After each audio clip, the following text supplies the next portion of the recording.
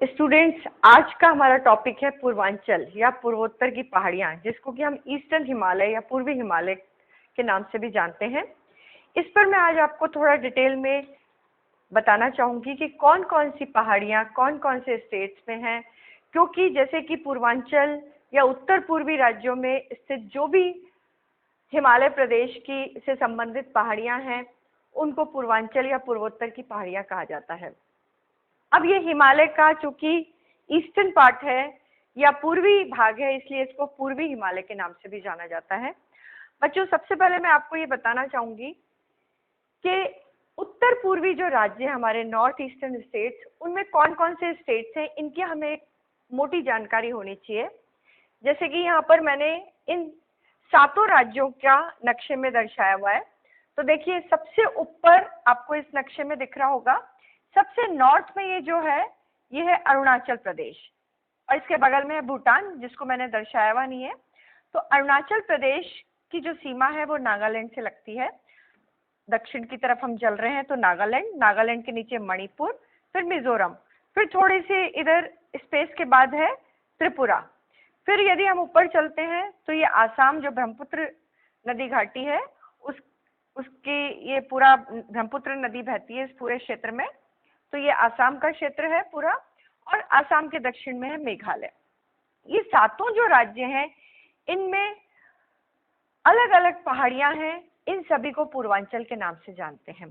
अब इसमें हम यदि देखें कि हिमालय जो है वो 2400 किलोमीटर आर्क के शेप में, हमको पता है कि हिमालय जो है कश्मीर से लेकर अरुणाचल प्रदेश तक, उसकी यदि हम टोटल लंबाई देखें तो 2400 किलोमीटर लंबाई में फैला हुआ है, विस्तृत है। इस 2400 किलोमीटर की जो लंबाई है, उसमें जो ईस्टर्न पार्ट है, वो ईस्टर्न पार्ट तक हिमालय जो है, जिसमें महान हिमालय, मध्य हिमालय और शिवालिक जो हैं, वो भी, उनकी भी विस्तार यहाँ तक हुआ है। लेकिन यदि हम देखते हैं तो आप यहाँ पर, मैं यहाँ पर दर्शाना चाहूंगी कि यहाँ पर जो ब्रह्मपुत्र नदी है, जिसको तिब्बत में सांगपो के नाम से जाना जाता है, वो यहाँ दिहांग नदी के नाम से एक यहाँ गहरा मोड़ बनाते हुए टर्न लेती है।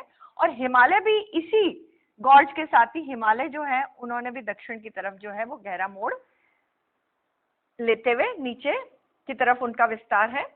तो इसमें आप देखिए कि जो हिमालय जो है, मुख्य हिमालय, उस हिमालय का जो एक तरह का सिंटेक्शियल जो बैंड है, इस बैंड के साथ ही हिमालय है वो दक्षिण की तरफ मुड़ जाते हैं। और इधर अरुणाचल प्रदेश में इसको पटकोई बूम के नाम से जाना जाता है। तो पटकोई बूम जो है वो हिमालय का ही, जो महान हिमालय है, उसी का ही एक पार्ट है। फिर इसके बाद पटकोई बूम के बाद हम देखते हैं तो नागालैंड में ये नागा हिल्स के नाम से जानी जाती हैं। फिर मणिपुर में ये देखिए पूर्वी मणिपुर हिल्स, और इधर पश्चिम में भी मणिपुर हिल्स हैं, जिनको कि लेमाटोल हिल्स के नाम से जाना जाता है। और इन दोनों पहाड़ियों, पूर्वी मणिपुर हिल्स और लेमाटोल हिल्स, जो कि पश्चिम मणिपुर में है, मणिपुर के पश्चिमी भाग में है, इन दोनों के बीच में है लोकटक झील। लोकटक झील जो है वो बहुत फेमस झील है। और इसके बाद और हम दक्षिण में चलते हैं तो यही पहाड़ियां जो हिमालय का ही विस्तार है, एक तरह से पटकोई बूम जो है, जो कि अरुणाचल प्रदेश में हिमालय का सबसे पहले जो मोड़ होता है, उस मोड़ के साथ पटकोई बूम के बाद उसका विस्तार नागालैंड में नागा हिल्स, फिर मणिपुर में ये 2 भागों में बट जाता है, पूर्वी मणिपुर हिल्स और पश्चिम में जो मणिपुर हिल है, जिसको लेमाटोल हिल्स कहते हैं। और फिर दक्षिण में और उसके नीचे है मिजोरम। मिजोरम राज्य में ये मिजो हिल्स और लुशाई हिल्स के नाम, मिजो हिल्स ही लुशाई हिल्स के नाम से भी जानी जाती है। तो सबसे पहले तो हम ये देख लेते हैं कि जो हिमालय है, हिमालय ने दिहांग मोड़ के बाद जिस तरह से एक गंभीर जो उसका मोड़ है, या उसने जो टर्न लिया है, उस शार्प टर्न के बाद ये किन किन नाम से ये, और किन किन राज्यों में, जो म्यांमार से लगते हुए जितने भी ये 4 राज्य हैं, जिसमें कि सबसे पहले अरुणाचल प्रदेश, फिर इसके बाद नागालैंड, नागालैंड के बाद मणिपुर, और मणिपुर के बाद मिजोरम, ये चारों राज्यों की जो सीमा है वो किससे लगती हुई है? हमारा पड़ोसी देश म्यांमार से लगती हुई है। और एक तरह से प्राकृतिक, नेचुरल बाउंड्री बन रही है इन दोनों के बीच में, इन पहाड़ियों के माध्यम से। तो ये चीज बच्चों हमको एक तो ध्यान में रखनी है कि जो हिमालय है, उस हिमालय का ही जो मुख्य महान हिमालय वाला जो हिस्सा है, वो जो टर्न लेने के बाद किन किन नाम से जाना जाता है। अब इसके बाद है मध्य हिमालय भी है यहाँ पर। और अब शिवालिक जो है, ये मैं अरुणाचल प्रदेश के बारे में बता रही हूँ। मध्य हिमालय के दक्षिण में जो शिवालिक हिमालय है, वो एक तरह से 4 आपको पहाड़ियों के नाम याद रखने हैं बच्चों, और उनका भी पश्चिम से पूर्व का जो क्रम है वो हमको नहीं भूलना है, ठीक है। तो इसमें देखिए, सबसे पहले हम वेस्ट से शुरू करते हैं। तो डाफला की पहाड़ियां हैं, और ये डाफला पहाड़ियां जो है वो आसाम से लगती हुई हैं। आसाम में तेजपुर और उत्तरी लखीमपुर जो जिले हैं, उनसे ये एक तरह से स्पर्श करती हुई हैं ये पहाड़ियां।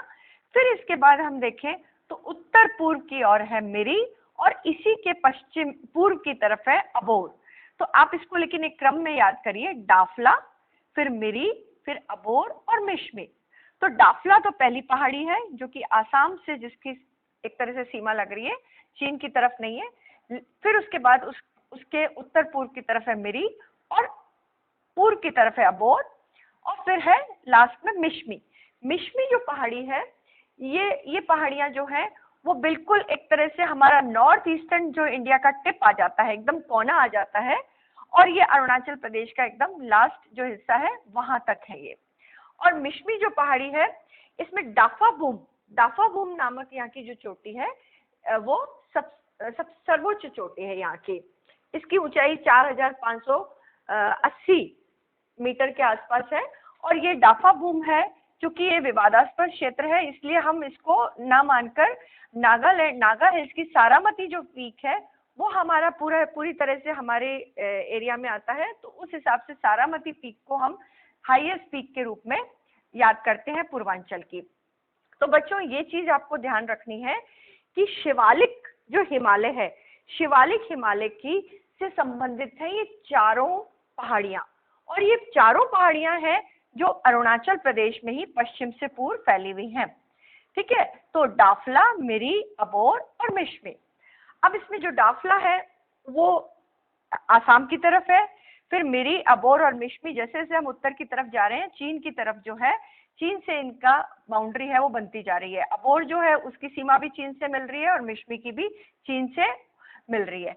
फिर इसके बाद इसके नॉर्थ में जो हिमालय है, जो कि शिवालिक के नॉर्थ में मध्य हिमालय और फिर महान हिमालय, ये पूरा जो हिमालय है इसने टर्न लिया हुआ है एक तरह से बहुत गहरा मोड़ लेते हुए। ये दिहांग मोड़, जो कि एक गॉर्ज बन रहा है यहाँ पर, दिहांग नदी, जो कि अरुणाचल प्रदेश में ब्रह्मपुत्र को दिहांग नदी के नाम से जाना जाता है, इसीलिए इसको दिहांग मोड़ कहा जाता है। दिहांग गॉर्ज बनाती है यहाँ, और उसके साथ ही हिमालय है, उन्होंने भी दक्षिण की तरफ मोड़ ले लिया, और उसी की ये अलग अलग पहाड़ियां हैं। तो पटकोई बूम जो कि अरुणाचल प्रदेश में है, पटकोई बूम के बाद नागालैंड, अरुणाचल प्रदेश की सीमा के बाद नागालैंड राज्य शुरू हो रहा है, वहां है नागा हिल्स, जिसकी की सर्वोच्च चोटी है सारामती पीक, 3826 मीटर ऊंची है। ये आपको नहीं भूलनी है बच्चों, सारामती पीक जो कि नागा हिल्स में स्थित है और 3826 मीटर ऊंची है, ये पूर्वांचल की सर्वोच्च चोटी में गिनी जाती है। फिर इसके बाद हम नीचे आते हैं नागालैंड के साउथ में।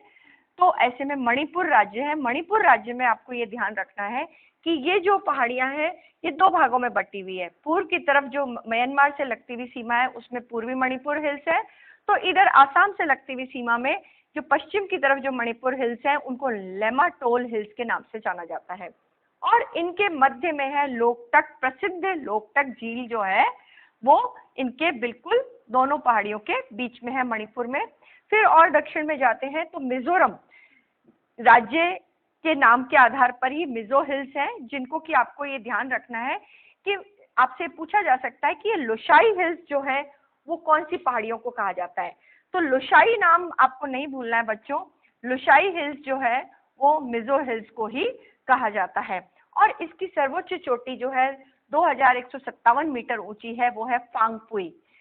फांगपुई जो है ये सर्वोच्च चोटी है और इनको ब्लू माउंटेन के नाम से भी जाना जाता है। ठीक है बच्चों, अब आप देखिए कि मिजोरम की जो मिजो हिल्स है इनके जस्ट बाद में अराकान योमा, जो कि म्यांमार की एक तरह से हिमालय का ही एक्सटेंशन है, जो टर्न लेने के बाद हिमालय जो है वो दक्षिण की तरफ जो उनका एक तरह से डायरेक्शन हो जाता है, तो बाद में इनका एक्सटेंशन जो है वो अराकान योमा, वो म्यांमार में हिमालय का ही एक्सटेंशन है। और यही अराकान योमा आगे जाकर जो हमारा भारत का जो नक्शा है उसमें बंगाल की खाड़ी जो है उसमें अंडमान निकोबार द्वीप समूह जो है वो अराकान योमा का ही आगे सबमर्जिल एक तरह से भाग है। ठीक है बच्चों, फिर इसके बाद हम इधर देखते हैं मिजोरम के जो बगल में है वो है राज्य त्रिपुरा। अब त्रिपुरा में भी ये पहाड़ियां हैं, लेकिन वो इस तरह से हैं, इस तरह से एंटीक्लिनल रेंज के रूप में है और ये उत्तर से दक्षिण फैली हुई है ये पहाड़ियां। लेकिन इनका जो एक उत्तर दक्षिण तो इनका इस तरह से है और ये वेस्ट टू ईस्ट इनके अलग अलग नाम हैं। और इनकी जो हाइट है, ऊंचाई है, वो पश्चिम से पूर्व की तरफ बढ़ रही है, क्योंकि पश्चिम की तरफ तो ब्रह्मपुत्र और गंगा का डेल्टा के कारण यहाँ पर इसकी ऊंचाई कम है पश्चिम की तरफ, और पूर्व की तरफ जा रहे हैं तो इसकी धीरे धीरे ऊंचाई जो है वो बढ़ रही है। अब इनके जो नाम है वो जैसे कि लोअर देवतामुरा, अठारामुरा, लंगतराई, ये बच्चों नाम याद करने में थोड़ा मुश्किल होगी, लेकिन आप 2-3 बार पढ़ लेंगे तो आपको ध्यान में रह जाएगा कि त्रिपुरा पहाड़ियां जो हैं उन्हीं के डिफरेंट डिफरेंट नेम्स है। जैसे कि लोअर देवतामुरा है, अठारामुरा है, लंगतराई है, सखान है, जामपुई है, ये पहाड़ियां हैं। और इनका वेस्ट टू ईस्ट जो है ये इस तरह से फैली हुई है और ये एंटीक्लिनल रेंज के रूप में है। ठीक है, और ये समानांतर है एक दूसरे से। तो ये इसके बाद एक और पहाड़ी जो बच रही है जो कि हिमालय से ही संबंधित है, वो है बरेल हिल। बरेल हिल बच्चों ये ध्यान रखना, ये आसाम में स्थित है। आसाम का ये जो हिस्सा है जिसमें कि ब्रह्मपुत्र नदी की घाटी है, उसके दक्षिण की तरफ कुछ 2 जिले हैं जिसमें कि ये पहाड़ियां जो हैं पहाड़ियों के लिए विख्यात है। जिसमें बरेल के बारे में मैं बताना चाहूंगी कि जो बरेल हिल है वो एक तरह से हिमालय का ही से ही संबंधित पहाड़ी है और ये आसाम में स्थित है और ये मेघालय से लगती हुई जो सीमा है उस पर स्थित है। फिर इसके बाद हम अब और जो 5 पहाड़ियां बची हैं जो कि पूर्वांचल से संबंधित हैं उसके बारे में मैं आपको बताती हूँ बच्चों। अब यहाँ आपको मेघालय ये राज्य दिख रहा होगा। इस राज्य में आप देखिए गारो है, फिर खासी है और फिर जयंतिया है।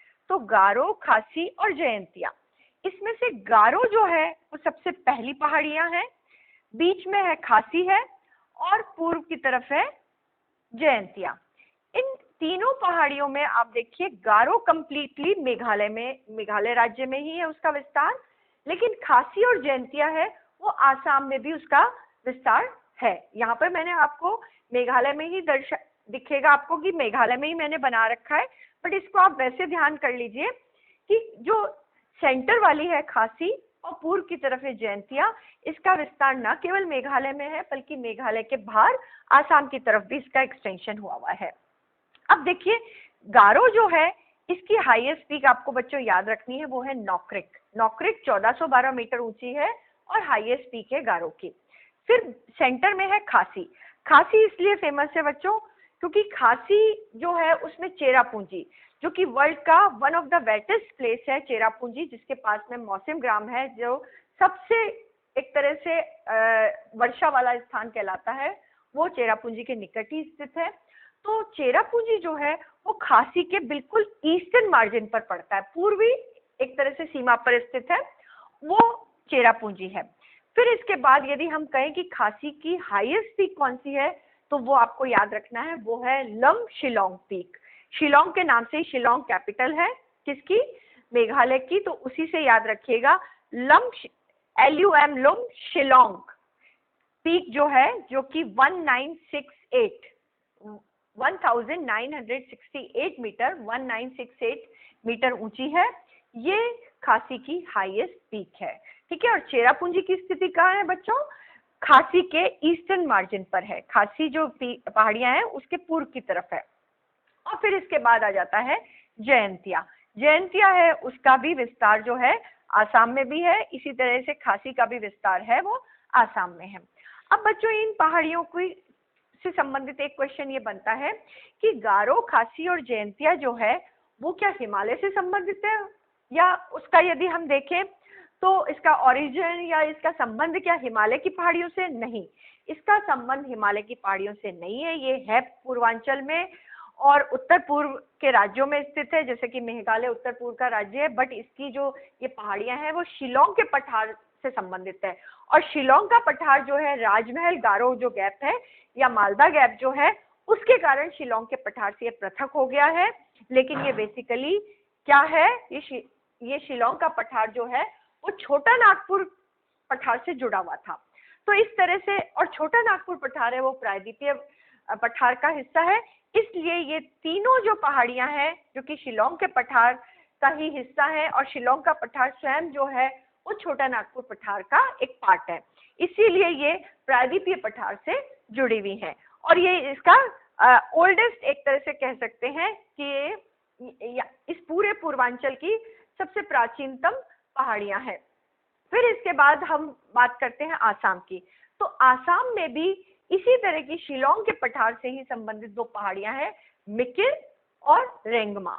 मिकिर के दक्षिण पूर्व की तरफ है रेंगमा। ये दोनों जो पहाड़ियां हैं, जिसमें कि मिकिर जो है वो काजीरंगा सेंचुरी नेशनल पार्क जो है उसके दक्षिण में स्थित है।